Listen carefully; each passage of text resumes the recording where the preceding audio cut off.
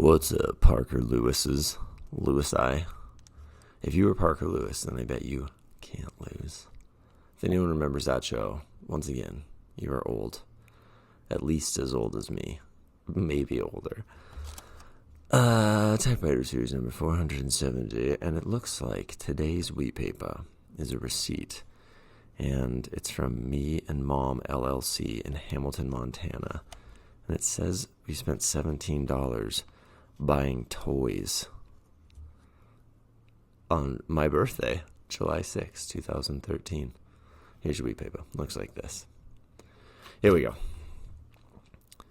How often I wonder if you are thinking of me at the exact moment I am thinking of you.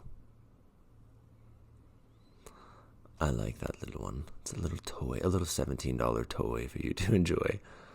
I love you a lot. Have a cool day.